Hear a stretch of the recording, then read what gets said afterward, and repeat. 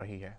इसी को लेकर बल्लभगढ़ के सिविल अस्पताल के डॉक्टर रवि लांबा से बातचीत की है, तो उन्होंने बताया कि जिस तरह से पॉल्यूशन बढ़ रहा है उसी तरह से मरीजों की संख्या भी लगातार बढ़ रही है। ज्यादातर लोग दमा, सांस, खांसी, जुकाम वाले मरीज हैं जो कि अस्पताल में आ रहे हैं।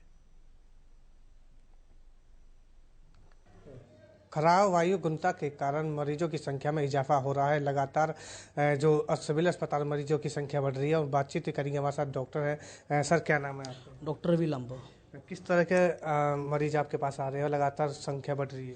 वैसे आजकल सर्दी भी बढ़ी हुई है तो सांस के मरीज में की मृत्यु बहुत इजाफा हुआ है, लेकिन साथ में अगर जैसे खराब वायु है तो उसके जो कण जो होते हैं वो कई बार सांस की नली में जाते हैं, उस वजह से उनको सांस में बहुत दिक्कत आती है, जिसके कारण उनको शॉर्टनेस ऑफ ब्रेथ बहुत ज़्यादा होती है। जब हमारे पास आते हैं उनका एसपीओ2 बहुत कम मिलता है।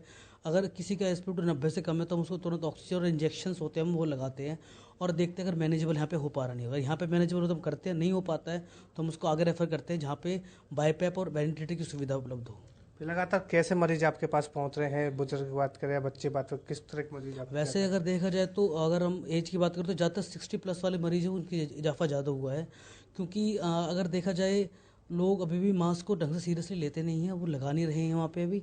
तो बाहर जब चलते हैं तो धूल मिट्टी या किसी तरह के कारण, और कुछ लोग जो मजदूर जो फैक्ट्री वर्कर काम करते हैं, जहाँ कोल की या फिर जहाँ सीमेंट फैक्ट्री में काम करते हैं, जहाँ पर धूल उड़ती है, तो वो क्या होता है कई बार उनका जो लंग्स होते हैं लंग्स में वो जाके इकट्ठे हो जाते हैं, उससे उनके वहाँ पे कई बार पैच बन जाता है। किस तरह के मरीज देखे उनके एक्सरे में हम फाइंडिंग्स देखते हैं, बहुत सारी मिलती है हमें। तो कम से कम कितनी ओपीडी आते हैं लोग यहाँ के पास? अगर एक ड्यूटी की बात करूँ तो कम से कम अगर रात की ड्यूटी की बात करें तो 20 से 25, ये तो ऐसा होता है कि अभी जो हम एंट्री करते हैं 20 से 25 से सांस के मरीज आ रहे हैं हमारे पास।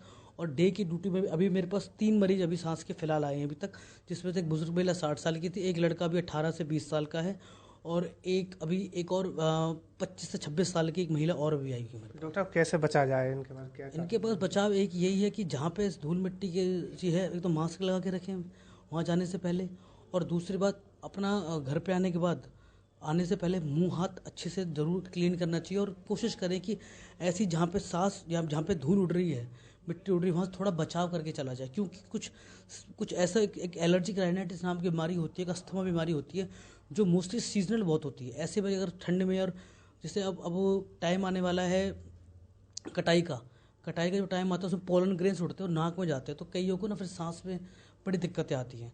तो बचाव तो उसका एक मास्क है सबसे बड़ा, और दूसरा बचाव है अगर कोई अस्थमा का इस तरह का पेशेंट है तो अपनी दवाई और इनहेलर टाइम टू टाइम ले।